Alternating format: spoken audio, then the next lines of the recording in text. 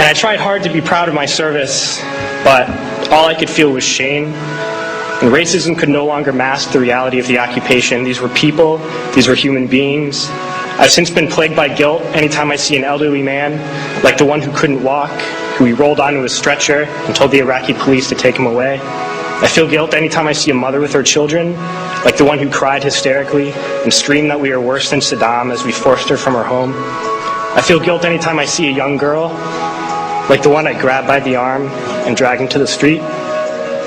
We were told we were fighting terrorists. The real terrorist was me, and the real terrorism is this occupation.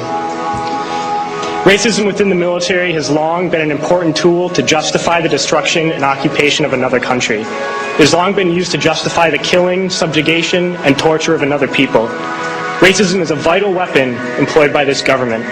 It is a more important weapon than a rifle, a tank, a bomber, or a battleship.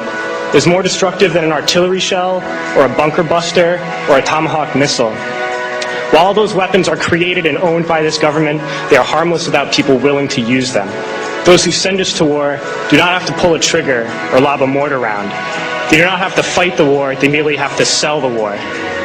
They need a public who is willing to send their soldiers into harm's way. They need soldiers who are willing to kill and be killed without question. They can spend millions on a single bomb, but that bomb only becomes a weapon when the ranks of the military are willing to follow orders to use it. They can send every last soldier anywhere on earth, but there will only be a war if soldiers are willing to fight.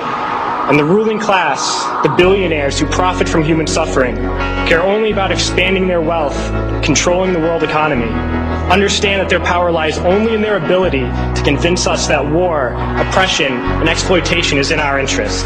They understand that their wealth is dependent on their ability to convince the working class to die to control the market of another country. And convincing us to kill and die is based on their ability to make us think that we are somehow superior.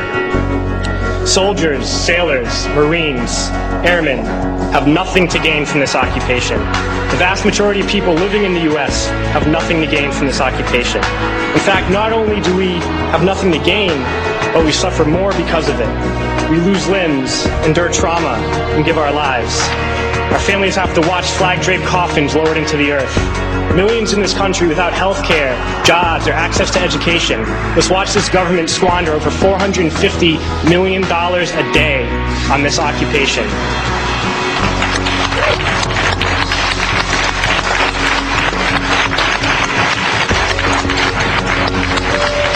Poor and working people in this country are sent to kill poor and working people in another country to make the rich richer.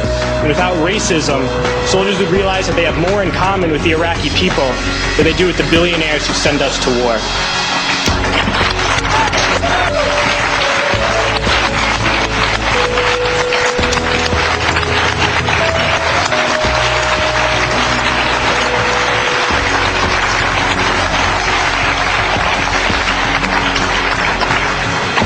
I threw families onto the street in Iraq, only to come home and find families thrown onto the street in this country, in this tragic and unnecessary foreclosure crisis. We need to wake up and realize that our real enemies are not in some distant land. They're not people whose names we don't know and cultures we don't understand. The enemy is people we know very well and people we can identify. The enemy is a system that wages war when it's profitable. The enemy is the CEOs who lay us off from our jobs when it's profitable. It's the insurance companies who deny us health care when it's profitable. It's the banks who take away our homes when it's profitable. Our enemy is not 5,000 miles away. They are right here at home. If we organize and fight with our sisters and brothers, we can stop this war, we can stop this government, and we can create a better world.